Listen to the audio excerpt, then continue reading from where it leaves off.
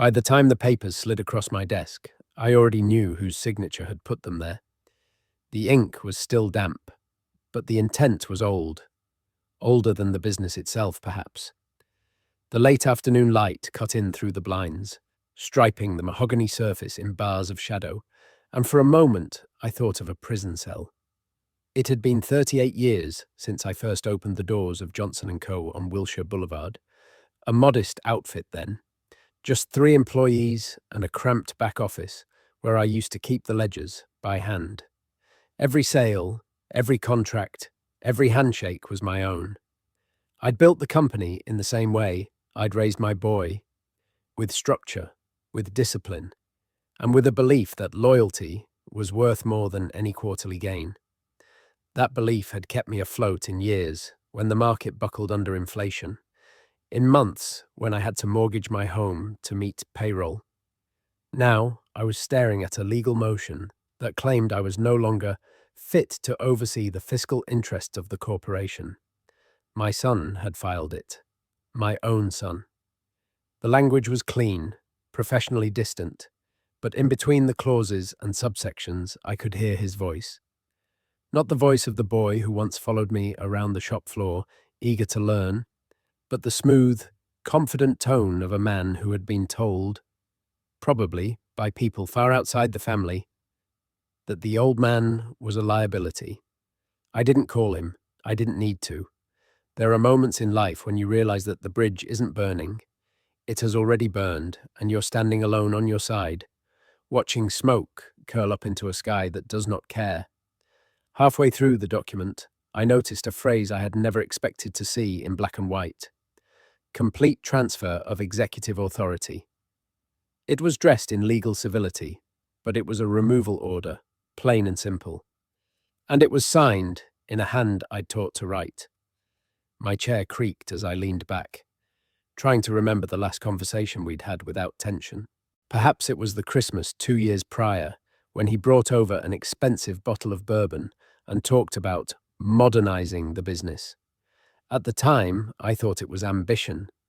Misguided, maybe, but still within the boundaries of respect. Now I saw it for what it was. Reconnaissance.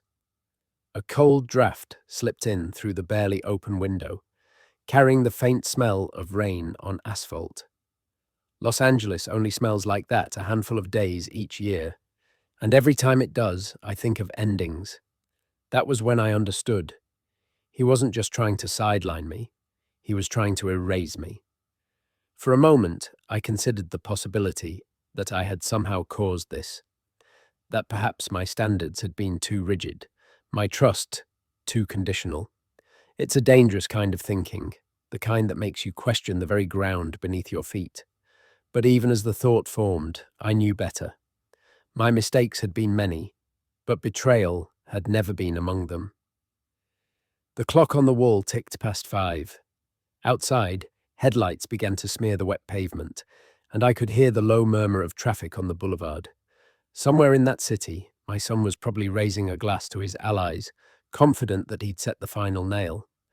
I placed the papers back into the envelope and slid it into the bottom drawer of my desk. Not because I was done with them, but because I wasn't ready to show my hand. And that was the moment I knew this would not be settled with a conversation. The rain had stopped by morning, leaving the city glazed and glinting under a pale sun. From my office window, I could see steam rising off the blacktop, curling like cigarette smoke, slow and deliberate. I'd always thought Los Angeles looked most honest after the rain. The grit showed through the shine. The phone rang twice before I picked it up. It was Martin, the company's oldest accountant, a man whose memory for numbers was as sharp as his memory for faces. His voice carried a hesitation I hadn't heard before. "Benjamin," he said, "I think you should come in today. Early." Martin had been with me since the days when payroll fit on a single sheet. He'd stood by during market crashes, labour strikes, and one particularly ugly tax audit in '82. If he sounded uneasy now, it meant something had shifted overnight. I arrived before most of the staff, the hum of fluorescent lights echoing through the half-empty building. Martin was waiting near my office door, his hands deep in his pockets. He didn't look me in the eye. "It's your son," he said finally. "He met with the board last night. Off the books." I felt it before I thought it. A hollowing in the chest. A kind of quiet anger that sits just beneath the skin. I asked him how he knew, though I already believed him. One of the junior partners, he's not comfortable with what's being planned. They want a vote before the end of the month. Removal, reallocation of shares, all of it. Martin's voice lowered. They're calling it succession planning. The phrase landed like an insult. My son wasn't waiting for nature to take its course. He was digging the grave himself. Halfway through the conversation, I caught a movement through the glass partition. My son, stepping into the hallway, crisp suit, easy smile. The kind of smile that could sell to strangers, but never reached home. He came in without knocking. "Dad," he began, too casually, "we should talk." There was a part of me, small but stubborn, that still wanted to believe this could be turned back. That if we laid everything out in plain words, father to son, he might see reason. But the way he leaned against my desk, arms folded, eyes cool, told me he wasn't here for dialogue. "This is bigger than you, bigger than me," he said. "We need fresh leadership. The market's changing, and you're from another time." The words were practiced. I wondered how many times he'd rehearsed them in the mirror. I didn't answer right away. Instead, I looked at his hands. No calluses, no ink stains, nothing of the years I'd spent with my sleeves rolled up. Ledger in one hand, hammer in the other. "Fresh leadership," I repeated, letting the words taste bitter on my tongue. "And where does fresh leadership leave the man who built all this?" He shrugged, and that shrug told me more than anything else could have. This wasn't a negotiation. This was notification. For a moment, I could almost see him as a boy again, standing in the shop, asking me why we bothered polishing the counters every night when they'd just get dusty by morning. I'd told him then that pride wasn't about what lasted. It was about what you maintained. He hadn't understood. Martin cleared his throat from the doorway, breaking the stillness. My son took it as his cue to leave. "Think about it," he said, and walked out. I waited until his footsteps faded down the hall before I spoke. "We're not going to let this happen," I told Martin. It wasn't just defiance. It was the certainty that once a line like this is crossed, there is no walking it back. And in that moment, I knew I was preparing for war. It's a strange thing, deciding to fight your own blood. There's no ceremony, no clear line drawn in the sand. It happens in the quiet, when the office is empty, and the only sound is the hum of the air conditioning. That's when I began to make my list. Names of those who still owed me loyalty.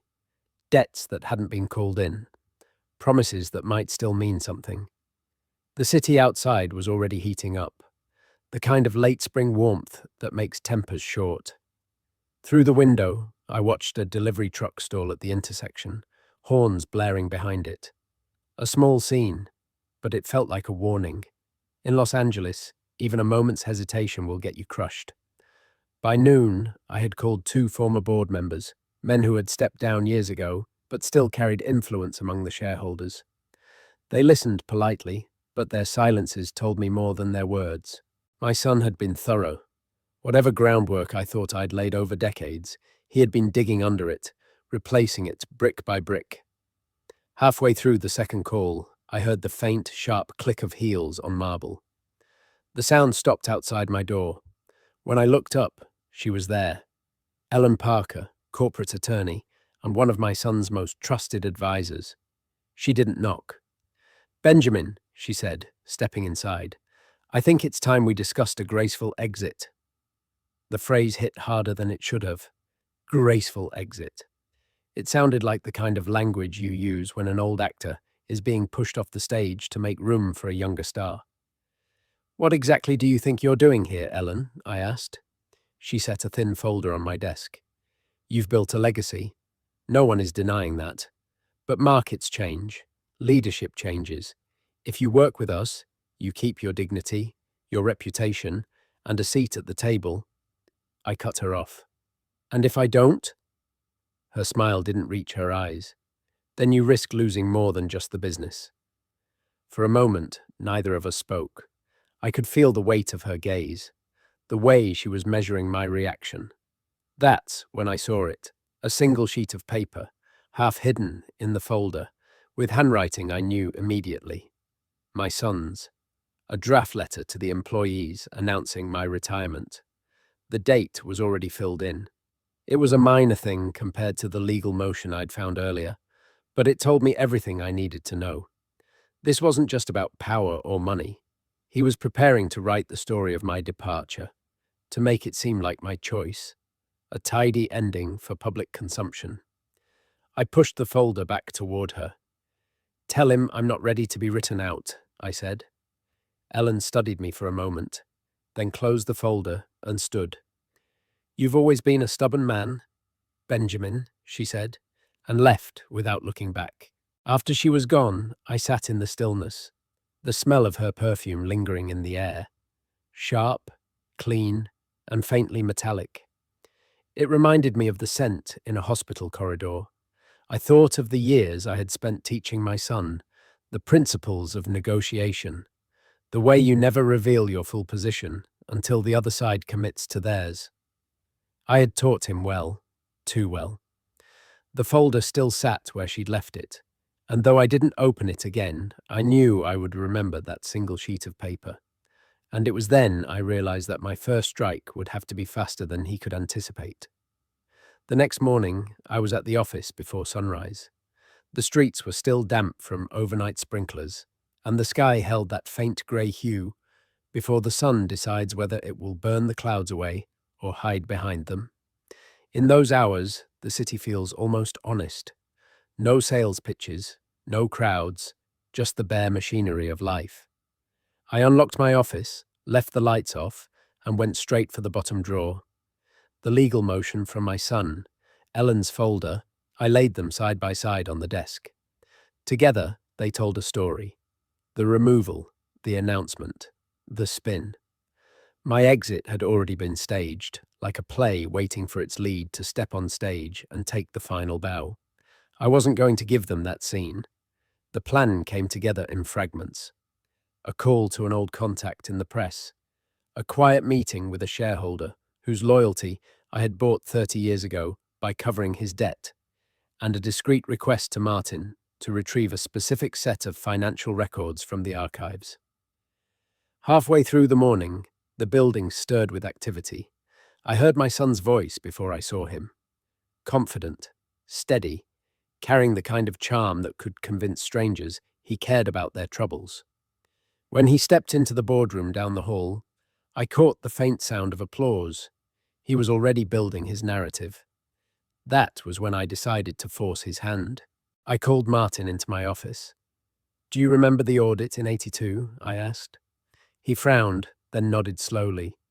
"Hard to forget. Nearly sank us." "Not if you remember the way we saved ourselves," I said. His eyes sharpened. "You're talking about the side ledgers." Those ledgers, meticulously handwritten, kept separate from the official accounts. Documented transactions that, while not illegal, would raise questions about certain partnerships my son had been cultivating. I'd never intended to use them. They were insurance, not ammunition. But now I saw they could be both. Martin hesitated. "If we bring those out, there's no going back." "There's no back to go to," I told him. By mid-afternoon, I had the ledgers on my desk. Flipping through the pages, I traced the ink of my own handwriting, the lines that tied my son to dealings he would not want exposed. A part of me recoiled, not from the act of using them, but from the recognition that I was about to destroy any chance of reconciliation. I thought of his face as a boy, the way his hand fit into mine when we crossed the street. Those memories were sharp, but they were from another life, one we'd both abandoned in different ways. Late in the day, Ellen appeared again, her expression tight. "Benjamin, you've been busy," she said without preamble. I leaned back in my chair. "I have, and I've found something interesting." Her eyes narrowed. "If you're planning to fight this publicly, I'd advise against it. It won't end well for you. I slid one of the ledgers across the desk. It might not end well for him either. She glanced at the page, and for the first time since this began, I saw a crack in her composure. Her voice was quieter when she spoke. Where did you get this? I wrote it, I said.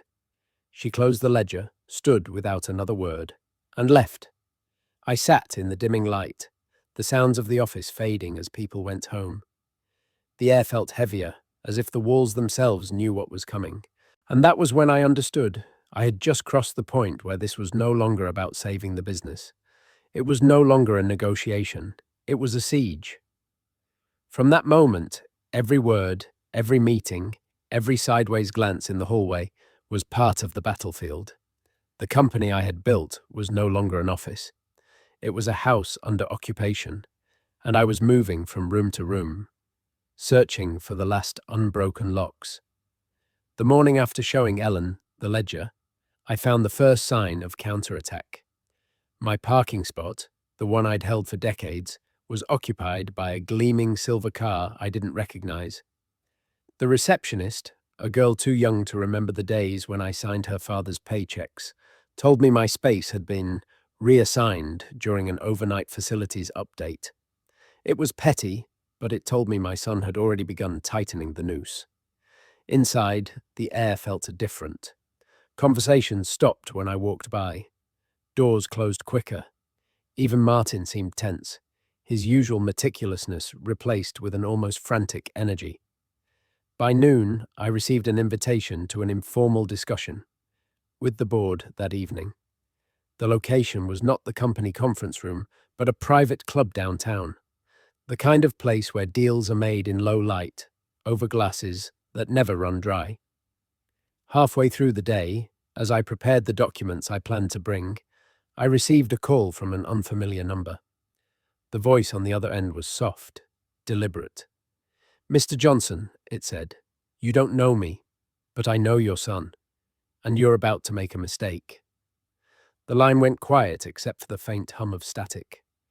If you go in with those ledgers, the voice continued, you won't just ruin him, you'll ruin yourself. It was an odd choice of words, not could, but will. I asked who they were, but the call ended. I was left staring at the receiver, wondering who in this city would care enough to warn me. That night, I arrived at the club to find the board already assembled. My son sat at the head of the long mahogany table, his hands folded neatly, a look of calm satisfaction on his face. I could see Ellen in the corner, speaking quietly to a man I didn't recognize. Younger, sharply dressed, with the watchful stillness of someone used to reading a room before stepping into it.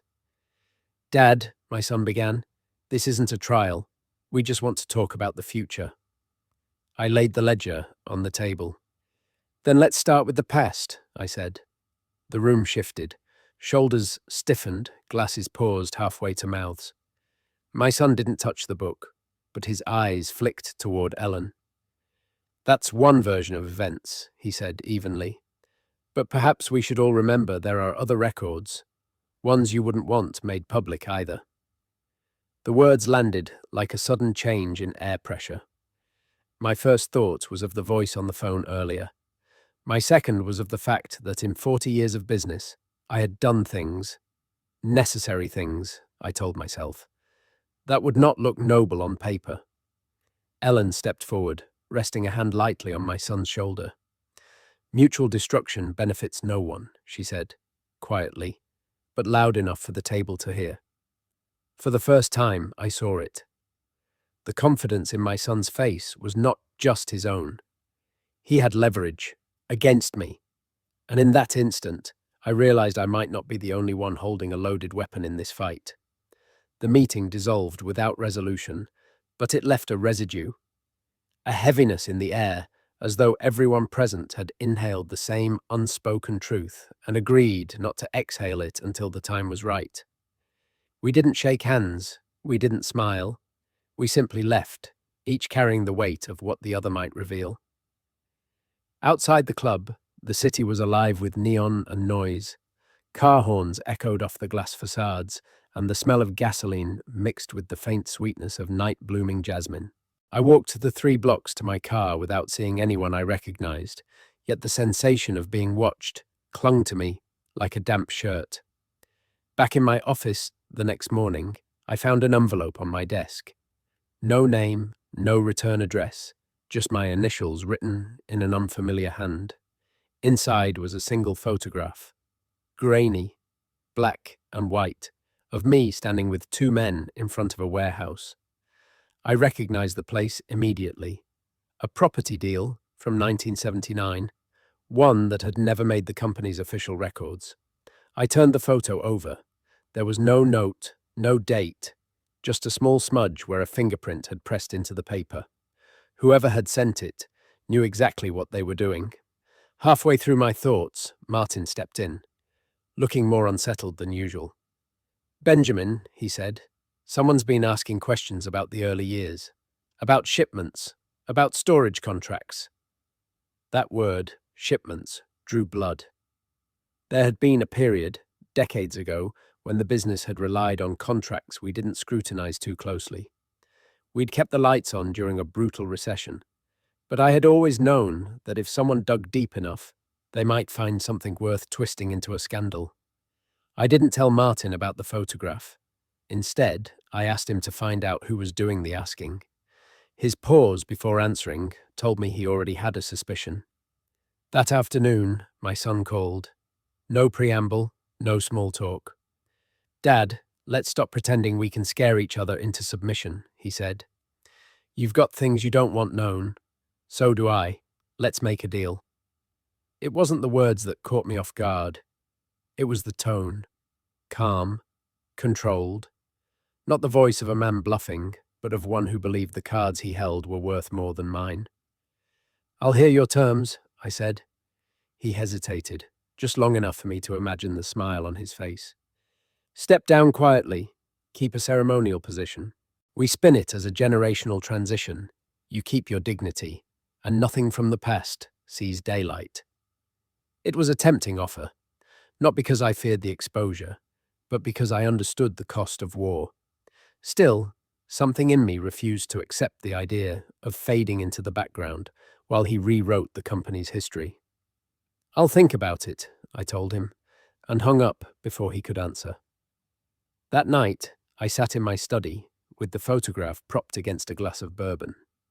The men in the picture seemed to stare back at me, daring me to admit what I had done and what I had allowed. I thought about the boy my son used to be, the one who once told me he wanted to build something real when he grew up. I wondered when real had come to mean mine, not yours. The clock struck midnight, and I made my decision. If he wanted to play with ghosts from the past, I would show him how the dead could still bite. The plan needed teeth, not noise, and teeth meant witnesses, paper, and a room where the door could be closed without anyone asking why. I drove east before dawn, past shuttered storefronts and the low glow of all-night laundries, to a diner that smelled of burnt coffee and bleach. Gus, who used to run freight for me in the late 70s, was already in a corner booth, hat in his hands, eyes red as if sleep had become a rumor. He didn't stand when I slid in across from him. He just pushed a manila envelope over the sticky table. No greeting, no small talk. The kind of exchange men have when the past has caught up and wants payment. Inside were photocopies of purchase orders and delivery logs, dates scrawled in the margins in the cramped hand I remembered from our long winters of survival. He cleared his throat. "Your boy's been talking to the vendors," he said, voice low. "Says when he takes the chair, he'll revisit old debts. Promises a clean slate, but only if they back his vote." I felt it settle over me. Not surprise, but confirmation. My son was building a coalition on credit he didn't own, leveraging the future against a father he'd declared obsolete. It was efficient. It was cold. It was exactly what I would have taught had I wanted a shark instead of an heir. Halfway through Gus's explanation, I caught movement through the window. A silver coupe idling at the curb, driver half turned, face in shadow. It was the same gleaming car that had sat in my space, the first petty insult of the new regime. "You expecting company?" I asked. Gus shook his head. The coupe pulled away when I stood, like a fish taking the bait too fast. That was when I knew the floor under this fight had fewer boards than I'd thought. Back at the office, the day had already grown hard around the edges. I found Martin in the records room, sleeves rolled, dust on his cuffs. He looked older than he'd looked yesterday, as if the building itself had loaned him some of its fatigue. "You asked for the shipping archives," he said, gesturing to a rolling cart stacked with boxes. "It's all here. But Benjamin—" He stopped, and that pause made a hollow behind my ribs. "There's something you should see first." We stepped into my office. He produced a single page from his pocket, folded once, and smoothed it on the desk. It was a memorandum from 1979, typed, my initials at the bottom, a rental of off-site storage in Vernon, month to month, nondescript. Nothing criminal, nothing noble, just the kind of grey that keeps lights on when the world darkens. "Where did you get this?" I asked.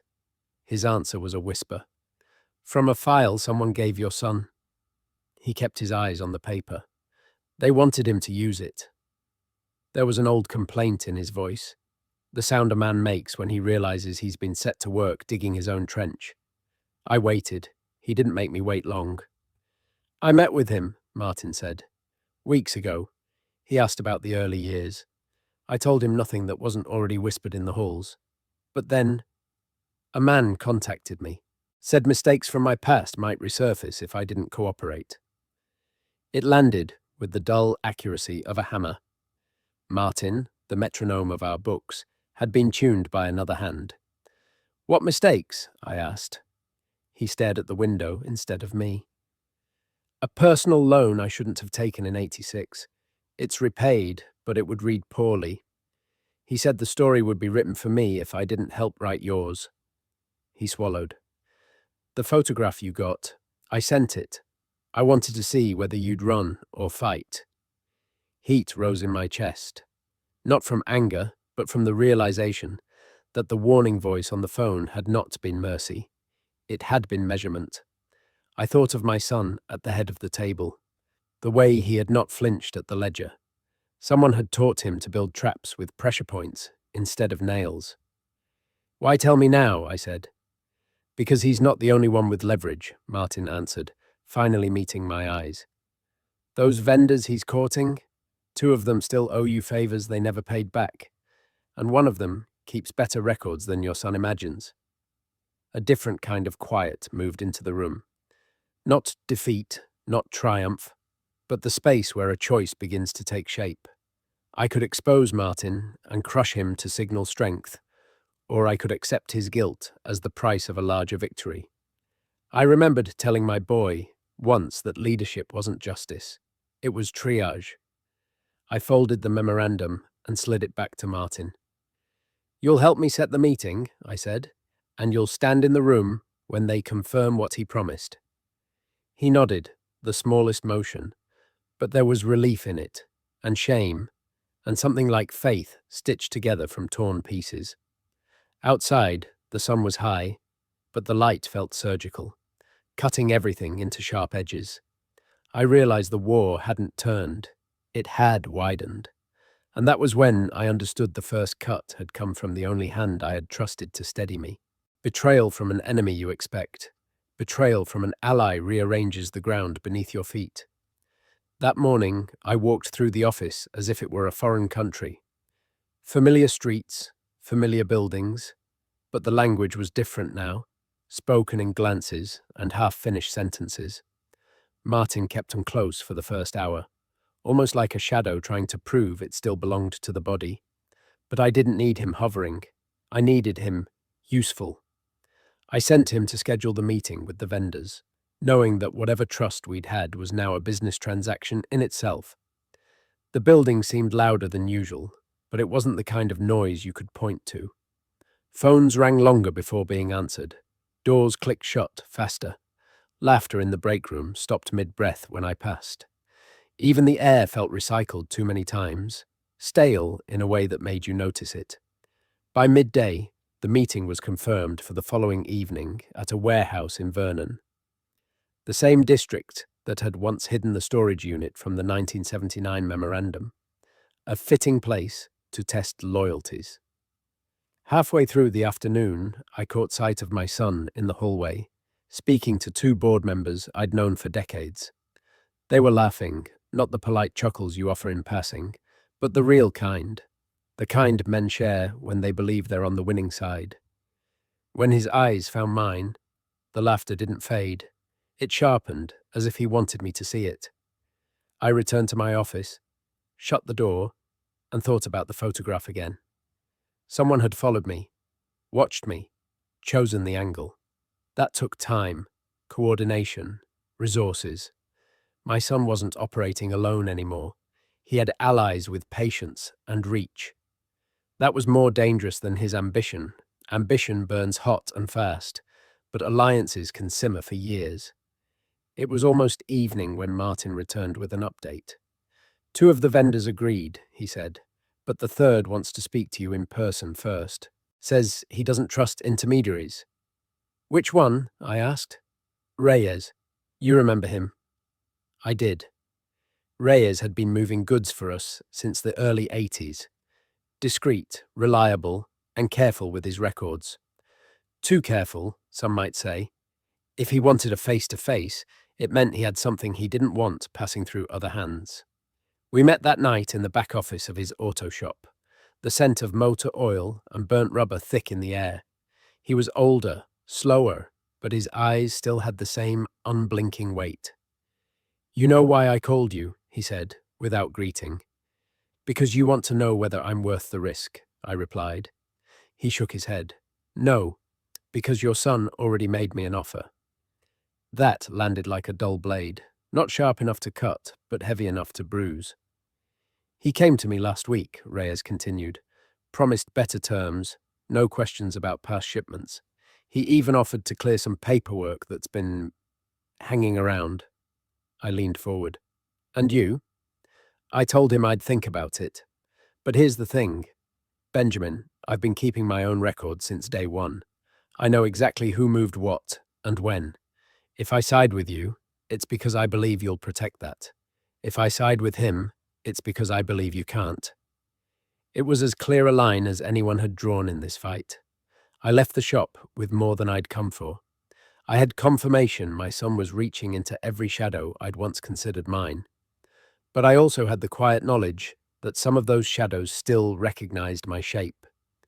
Back in my car, the city lights blurred in the windshield, and I realized the warehouse meeting would not just decide alliances. It would decide whether this war stayed in boardrooms or spilled into places neither of us could control. And that was when I understood. Tomorrow night might be the last time I walked into a room without knowing who wanted me out of it alive. The warehouse in Vernon breathed out a cold that tasted like damp cardboard and iron. A single swinging bulb drew a slow circle of light over oil stains, shaped like continents I didn't want to visit. Reyes arrived first, jacket zipped despite the heat outside, ledger tucked under his arm as if paper could stop a bullet. Martin came next, pale and winded, carrying a box that looked heavier than it was. We didn't shake hands.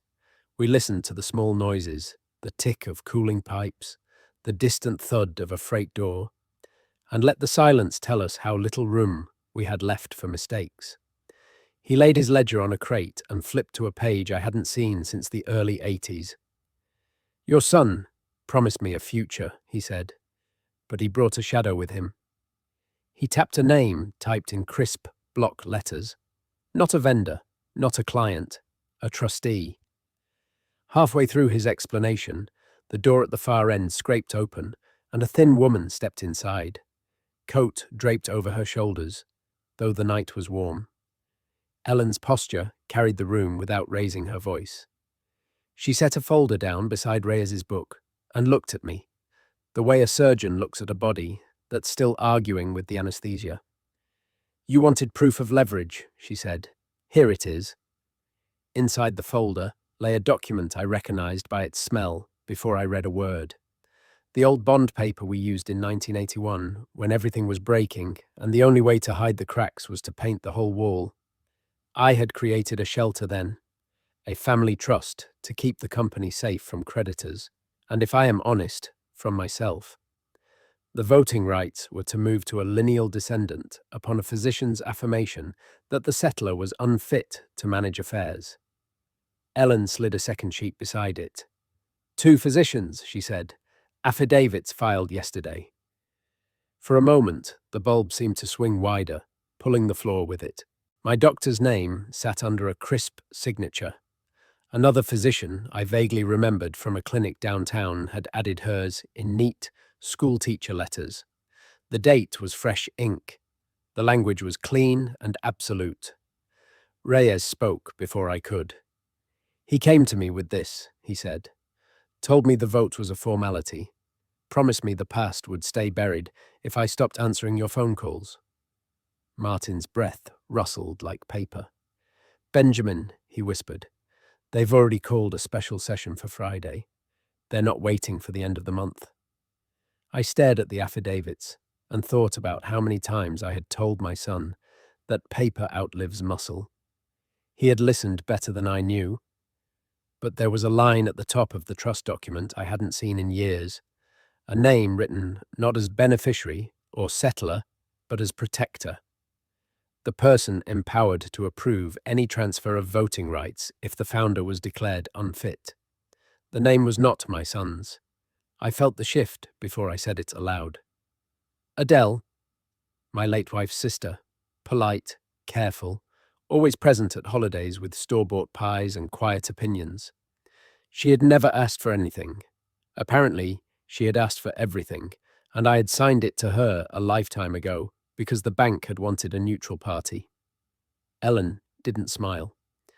Your son doesn't hold the knife, she said. He holds the handle. The blade belongs to the protector. The air changed temperature inside my lungs. This wasn't a duel, it was a procession. My son in front, carrying a story, and behind him a woman I had underestimated, wrapped in legality and patience. Halfway through the shock, I noticed another page. A letter on Adele's stationery, dated last week, politely requesting the board to recognize the affidavits and execute transition for the preservation of legacy. I could almost hear her voice the way it sounded when she cut slices of pie the same width for everyone. Fair, measured, unmovable. Martin found enough courage to meet my eyes. If the protector approves, it's over, he said, each word like a step down a staircase in the dark. Unless. He let the word hang. Unless. It is the most expensive word in business and family, both. Unless what? I asked. Unless the affidavits are discredited, he said, or unless the protector withholds consent.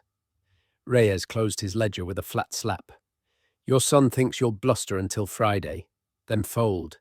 He's counted the hands, but he hasn't counted hers. He nodded at Adele's name. She asked me to keep my records tidy. She always asks for tidy. I thought of the hospital room where my wife had died. Adele sitting in the corner, knitting somethings that never became anything. I had mistaken quiet for absence. Quiet is just where certain kinds of power live. We spent an hour mapping a path I hated.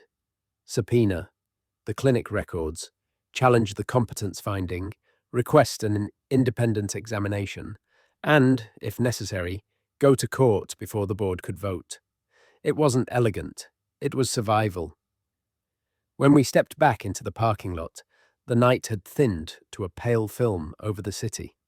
A car idled at the curb, not the silver coupe this time, but a dark sedan with its lights off.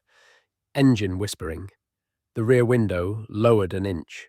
I saw a silhouette, a woman's profile I knew too well in outline. A calm voice, level and unwavering, crossed the space between us.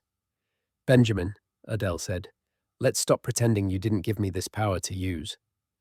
And that was the moment I realized my son was only the opening move, and the real game had been waiting, patient and silent, just outside the circle of light. Adele had always been a figure on the periphery, the kind of person who moved in straight lines and spoke in even tones. So unremarkable, you almost forgot she was in the room until she made you remember. Seeing her in the shadow of that sedan, the shape of her mouth barely disturbed by speech, I understood that I had been walking toward her for decades without knowing it. She stepped out from the car, coat cinched tight, eyes fixed on mine with the unblinking certainty of a verdict already decided. "Benjamin," she said again, quieter now, "this isn't about your son. It's about protecting what's left of her legacy." Her legacy. She meant my wife, her sister, the woman who had kept this family's center of gravity intact until the day the illness hollowed her out. In Adele's voice, I could hear a strange blend of devotion and judgment, as though she believed my stewardship had already failed, and she was here to retrieve what I'd dropped. I asked her to walk with me away from the idling car. She didn't hesitate, and as we moved toward the far edge of the lot, the city's distant hum filled the spaces our words avoided. "You've had this authority for more than a decade," I said. "Why now?" She didn't look at me. "Because he asked, and because I watched you let the business become something she wouldn't have recognized. You talk about legacy, Benjamin, but legacy is not a ledger." Halfway through her sentence, she stopped and turned to face me. "I'll sign the consent on Friday, unless you give me a reason not to. And not a reason for you. A reason for her." The remark struck a deeper place than I'd prepared for. She was playing on a ground I rarely let anyone touch. Guilt. Not over the company, not over the decades of compromise, but over the fact that I had buried myself in work while my wife's health declined, leaving Adele to sit through the worst hours. I could have argued that the business had paid for her treatment, for every comfort possible. But arguments don't work on people who believe they've carried a part of the burden you refuse to lift. We reached the corner of the lot where a security light buzzed faintly. The glow made her eyes look almost translucent. She leaned in slightly. "You think your son is ruthless. He learned from you, and now you're shocked to see the lesson returned." I said nothing. There was truth in it, but truth is not the same as justice. She stepped back, pulling her coat tighter. "I'll listen to what you bring me before Friday, but it has to convince me that letting you keep this will honor her name." She turned and walked back to the sedan, the door closing with a muted thud that sounded final. When the taillights vanished into the dark, I realized I had just been given a clock, not days, but hours, to produce something that could move her hand away from the consent line. Back in my office that night, I opened the locked drawer where I kept things not meant for daylight. Among the old contracts and letters, I found a folder my wife had assembled before she died. Photographs of the early shop, notes in her handwriting about customers she'd remembered by name, receipts for the first raw materials we'd purchased together. She'd kept it without telling me, as if she'd known the day would come when someone would question what all this had meant. I turned the pages slowly, each one smelling faintly of cedar from the box she'd stored them in. And in her neat script, under a Polaroid of our first storefront, she had written, "If this survives, it's because we protected each other." The words felt heavier than any affidavit, and that was when I realized Adele didn't need to be convinced with numbers. She needed to be reminded of a promise she had once been part of keeping. The trouble was, promises don't stand on their own. They need witnesses. They need context. Without that, they can be twisted into whatever shape serves the listener. I spent the rest of the night at my desk, the cedar-scented folder open beside the ledger of my own less admirable history. The contrast between them was sharp enough to sting. Her handwriting neat and hopeful, mine cramped and utilitarian. Each page in my book a record of a deal made for survival rather than pride. By dawn, I knew what I had to do. Not just hand Adele those pages, but bring her into the memory. Force her to see what the company had been before the shareholders, the boardrooms, the glass walls. before my son learned to see it as an inheritance rather than a responsibility. The morning air carried a coolness rare for Los Angeles in late spring, the kind that makes you believe the day might offer a clean start. I drove to the original Wilshire location, now a clothing boutique with music spilling out onto the sidewalk. The owner, a woman with sharp eyes and no memory of me, allowed me a few minutes inside. The layout was different, but the bones were the same.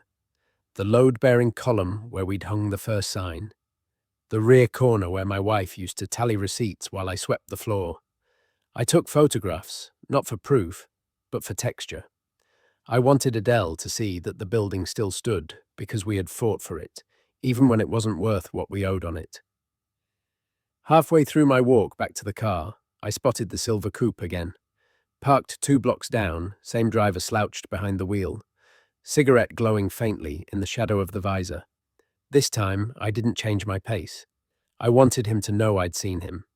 Some messages are better delivered without words. Back at the office, Martin was waiting, a manila envelope in hand. "From Reyes," he said. Inside were notarized statements from 2 longtime vendors, each attesting to debts of gratitude they claimed I'd never called in, and to the fact that those debts had kept them in business. "You think this will sway her?" Martin asked. "It will remind her," I said, "and that's all I need." That evening, I called Adele. No preamble. "Meet me tomorrow at the old shop," I told her. 9 a.m. Her pause was short but telling. "You think standing in an empty building will change my mind?" "I think you'll remember something you've forgotten," I said, and ended the call before she could decline. The next morning, she arrived precisely on time, coat buttoned though the day was already warming. I watched her step inside, her gaze moving slowly over the walls, the floor, the space where the counter once stood. She touched the column without looking at me. "This is where she stood the first day we opened," I said. She was nervous about the register not working. We hadn't sold a single item by noon. I told her it didn't matter. The first day wasn't about profit. It was about being open. Adele's fingers lingered on the worn paint. "I remember," she said softly. I handed her the cedar-scented folder. She opened it without hesitation, flipping through the photographs and receipts. Her face didn't change, but her breathing slowed, like someone listening to a story they didn't expect to hear again. "This isn't about sentiment," she said after a moment, but the edge in her voice was duller now. "No," I agreed. "It's about whether the legacy you're protecting is hers or his."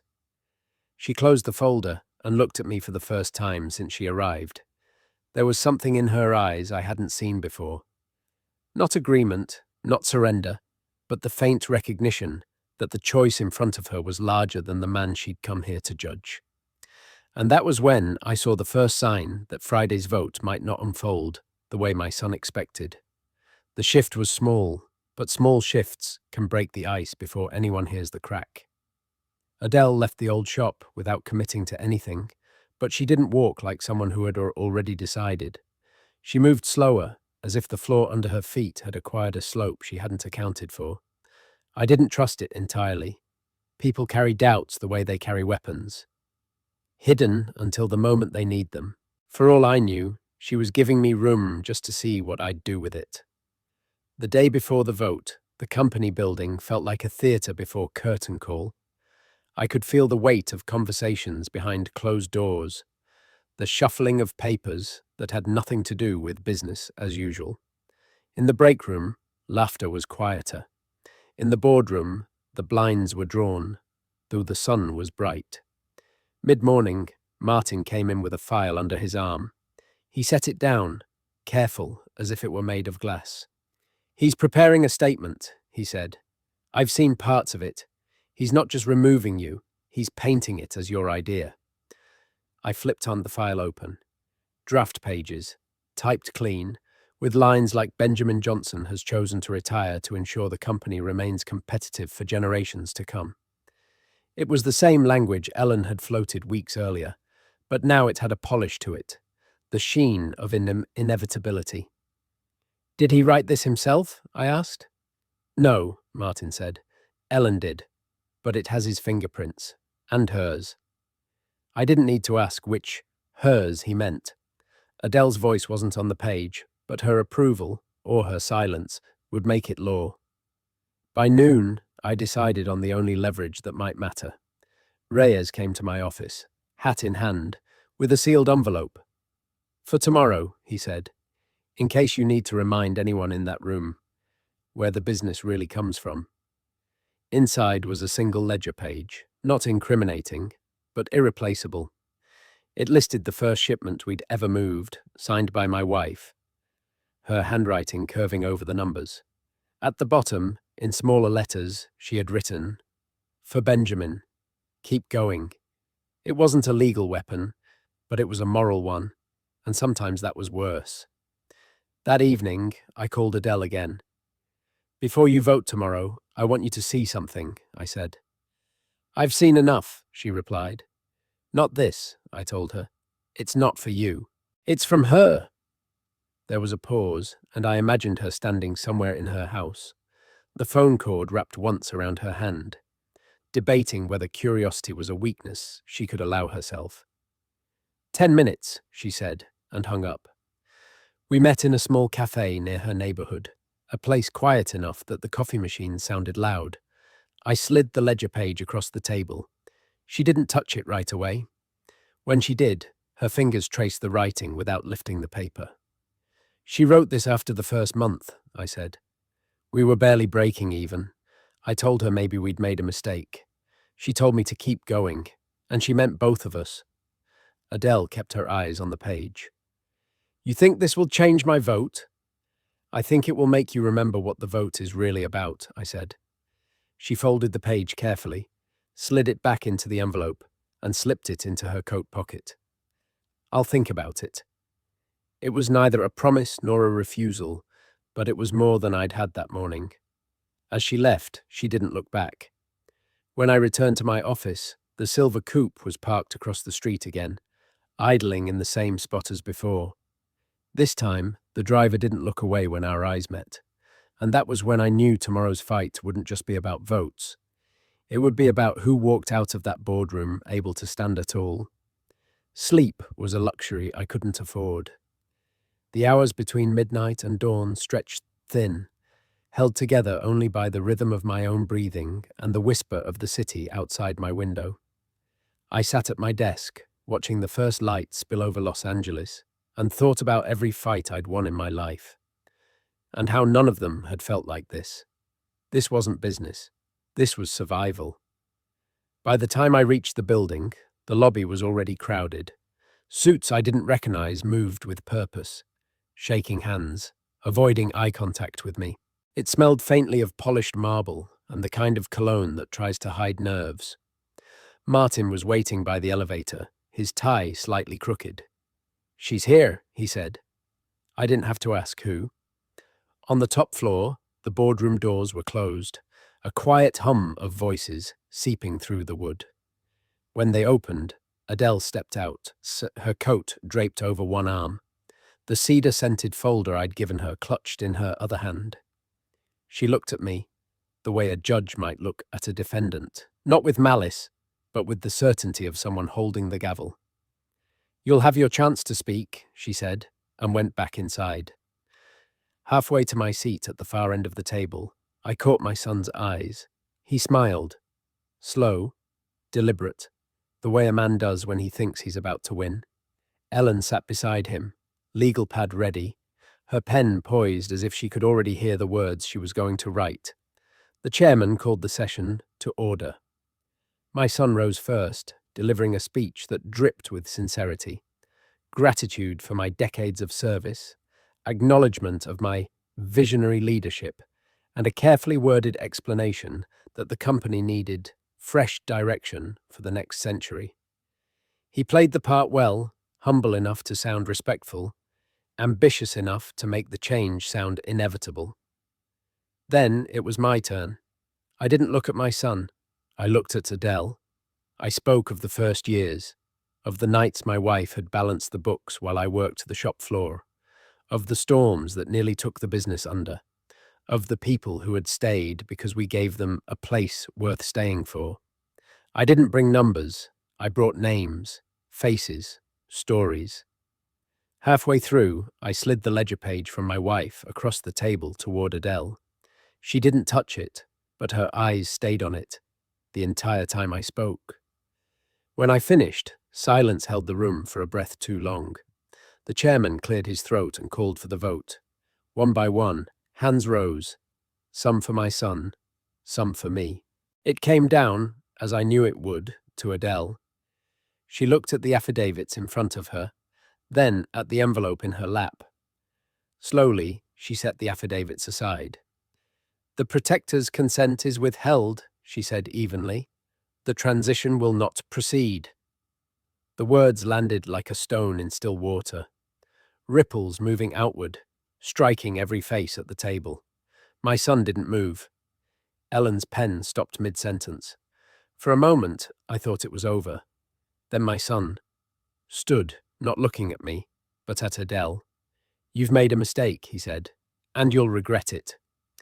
The chairman called the meeting adjourned, but the air in the room didn't release. People left in ones and twos, murmuring, eyes down. When I stepped into the hallway, the silver coupe was parked outside the glass doors, engine running. The driver's door opened. It wasn't the same man this time. It was my son. And that was when I realized the boardroom had been only the first battle, and the next one would not have rules. He stood beside the silver coupe, like it was an extension of himself, hands in his pockets. The kind of casual stance that hides sharp edges. The sunlight caught on the windshield, throwing a glare across his face. But I could still see the smile. Tight, deliberate. Not the celebratory kind, but the one a man wears when he's already thinking 3 moves ahead. "Get in," he said. I didn't move. The lobby doors behind me whispered shut, leaving us in a pocket of quiet broken only by the low purr of the engine. People passed on the sidewalk, glancing but not stopping. Los Angeles knows when to look away. "I thought we were done in there," I said. "You thought wrong." He didn't raise his voice. He didn't need to. There's a certain tone a man uses when he wants you to understand you're no longer in public territory, no matter how many people are watching. I walked to the passenger side and got in. The leather smelled new, untouched by wear. We drove without speaking for several blocks, weaving through traffic until we hit the freeway. The city's noise dropped behind us, replaced by the steady hum of speed. Halfway to downtown, he said, "You embarrassed me today, in front of them, in front of her." "Then you know how it feels," I replied. He glanced at me, and there was something in his eyes I couldn't name. Not anger, not quite. More like calculation. "You think Adele saved you? She didn't. She just postponed what's coming." I let the silence hold. Sometimes the less you say, the more people reveal. "She's sentimental," he went on. "That's her weakness. But I'm not. And I don't need her to cut you out. I just need you to keep making mistakes." We exited onto a side street, lined with warehouses, their windows dusty, their walls scrawled with graffiti. He pulled into a narrow lot, killed the engine, and turned to face me. "I'm offering you one last chance to step aside quietly. No press, no lawsuits. You get a comfortable payout, you keep the house, and I'll even let you keep a seat on the board for show." "And if I don't," his smile widened, just enough to show teeth, "then we go somewhere you've spent your whole life avoiding, the part of the past you think no one can prove." He was bluffing, or at least I wanted to believe he was. But the photograph, the memorandums, the way he had maneuvered Martin, all told me he'd learned the most dangerous lesson I'd never meant to teach him: how to make a threat without showing the weapon. I opened the door, stepped out into the heat. The asphalt radiated up through the soles of my shoes, the smell of it sharp in my nose. "You've already made your choice," I said. "So have I." For a moment, neither of us moved. Then he started the car again, backed out slowly, and drove away without looking back. I stood there until the sound of the engine faded. The air felt heavier than the weather could account for. This wasn't going to be won in meetings or documents anymore. This was going to spill into places where history doesn't get recorded, only remembered. By the time I returned to the office, Martin was waiting. "You need to see this," he said, sliding a thin folder across my desk. Inside were copies of property records. Not the company's, but mine. My home, my land, even an old cabin upstate I hadn't visited in years. All flagged for preliminary inquiry by a firm I didn't recognize. "He's coming after more than the business," Martin said quietly. And that was when I understood the final move in his game wouldn't be about money at all. It would be about taking everything with my name on it. The thought followed me home like a shadow that refused to stretch in the right direction. Every wall, every photograph, every creak in the floorboard seemed different now. Not because they had changed, but because I could see them the way he must. As assets, not memories. That night, I walked through the house room by room. In the study, I ran my hand over the oak desk I'd bought the year my wife told me she was pregnant. In the kitchen, the tiled countertop she'd insisted on, even when the budget said no. The cabin upstate, the land I'd cleared myself. I could see them all in my mind, lined up like pawns waiting for a new owner. I sat in the living room, lights off, and tried to picture what he would do when he got them. Would he sell them, keep them, strip them of any trace of me? There's a special kind of cruelty in erasing a man, not by destroying what he's built, but by making it yours. By morning, the decision was made. If he wanted everything with my name on it, then I'd decide what my name was worth. Martin arrived early, carrying 2 cups of coffee and a legal pad thick with notes. "I made some calls," he said. "There are ways to wall off certain assets before he can get to them. It won't stop him from trying, but it will slow him down." "Slowing him down isn't enough," I told him. "We have to make him turn back." Halfway through the morning, Reyes called. "One of my contacts in the assessor's office says someone's been digging into your tax history," he said. "They're looking for leverage, maybe to claim you've undervalued property for years." That was his style. Never accuse, never attack outright. Make it look like a process. Let the paperwork do the bleeding. I spent the afternoon with my attorney, moving the cabin and the land into a trust under a different name. My son could still fight it in court, but it would take him months, maybe years, and time was a weapon too. By late evening, I found myself back in the office, alone. The city lights beyond the window blurred into gold streaks. I pulled out the cedar-scented folder one last time. My wife's handwriting looked different now. Not smaller, not faded, but sharper, as if the ink had found a way to stand against everything pressing in on it. If this survives, it's because we protected each other. I thought about Adele. She had saved me in that boardroom, but she had also reminded me that protection wasn't a given. It had to be earned every time. I couldn't assume she'd do it again. When I locked up for the night, the silver coupe was there, but this time it wasn't idling. The driver's seat was empty, door slightly ajar. On the dashboard lay a single sheet of paper. It was a copy of my birth certificate. I stood there, the night air pressing close, realizing the message wasn't about legal claims or property lines. It was about identity, about making sure that when people spoke my name, they thought of him. I folded the paper, slid it into my jacket, and walked away from the car without looking back. Some fights end in victory, others in loss. This one, I knew, would end in something stranger. A kind of survival where you keep breathing, but live in the echo of what you were. And as I reached the corner, the city's noise swallowing me whole, I understood that the war over the business had only been the surface. The real war was over the story that would be told when I was gone. And that battle had just begun.